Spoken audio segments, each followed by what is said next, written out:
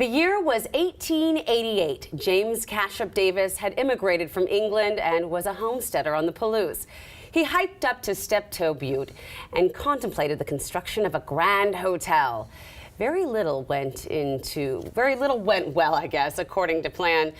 A new memoir, Cashup Davis, The Inspiring Life of a Secret Mentor, examines the idea of what is one's true legacy. Here's author and journalist Jeff Burnside and Cashup's great-grandson, Gordys Davis. Yeah. Welcome to both of you. Thank you very much, Emily. Nice to be here. I'm so excited to have you here. We've been talking about this book for weeks. Great. So excited to share this. So tell me first why you both wanted to write this story now. Yeah. Well, Gordy and I are Sigma Chi fraternity brothers from Washington State. So he's been telling me about Cashup forever. And I said, Gordy, this is an amazing story. You should write a book. And he says, you're the journalist. So, so we collaborated. So Cashup had this dream at this hotel. What happened? You write that this was the greatest achievement and greatest failure. Yeah. Gordy? Yeah, Cashup, everything in his life was a success. He did really well all the way along, all 50 years that he's in this country. Mm-hmm. And all of a sudden, he took on one that everybody, the doubters, said don't do it, which was to try to figure out a way to build a hotel, for heaven's sakes, on top of Steptoe Butte. And today, it'd be a challenge for just about anybody to walk up there. Now, you're in good shape, so you probably could do it. I don't know about that, Gordy. But old Gordy couldn't get up there. And he was 70 years old when he built a switchback road up there. Wow. And it's just a big pile of rocks. It's I mean, yeah. It's a pretty formidable drive up there. And he wants to build a hotel, and look at this. Yeah, and then that's the photo of the grand opening, grand opening, July 4th, 1888. It was a huge success early on. It was written up in all the New York newspapers and newspapers all across the state here, but its remoteness up on top there started to wear on people. Right. After 3-4 years, it kind of slowly went out of business. So you think it's a sad ending to the book, but you keep reading and suddenly there's this whole new ending that's very uplifting. So, interesting. yeah. I love it. Now, some refer to him as the first celebrity pioneer. What do they mean? Oh, he was a showman. He was charismatic. He was like a one-man chamber of commerce for the Palouse country over in eastern Washington. And Gordy got a little bit of that in Cashup. You know, they got a bunch of genes that they share. Oh, do you now? So tell me about that. As you learned more, you said he became your mentor. How so? Well, I've had a good career, and pursuit of excellence is one of my cornerstones of my whole career.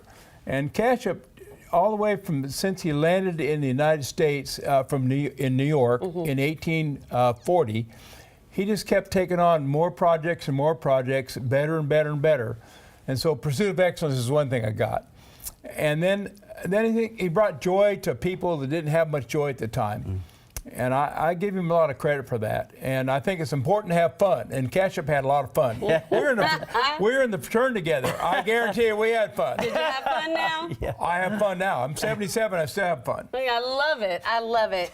I don't want you to give away, Jeff, the ending of the book, but what can people take away from this? Yeah, so Gordy taught me a lot about this, and so did Cashup in our research. It's about risk and reward. It's about getting in the game. It's about seeking excellence. And he was a doer. He was addicted to achievement, so that was part of his downfall too. Yeah. But I think going for it and working hard really is the takeaway here. Do you, Gordy, have a favorite Cashup story?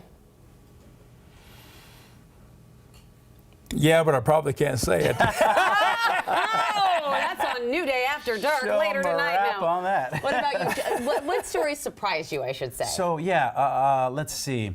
Well, I think he hired he couldn't get up the Steptoe Butte, so he hired the celebrity stagecoach driver to, like in an 1888 version of a shuttle van. So took people up to the top, dropped them off like royalty, and then went back down and got another one. So that was a celebrity pioneer was hiring a celebrity stagecoach driver to bring up the people. That was a fun story. That is a fun story. Yeah. Well, my goodness, this has been so exciting, and it is nice to read about someone from your neck of the woods, right? Yeah, and to this day, there are still apple trees growing on the Steptoe Butte that Cashup planted, and we have a couple here, and we brought an apple for you. Oh, my goodness. Don't eat it now because you're on TV. Okay, I won't. But there's a little bit of Cashup in each of us, and so Gordy and I have these love apples. this, and I like asking what your legacy is, and it is really neat. I just have to show in the last 30 seconds, you all brought his top hat.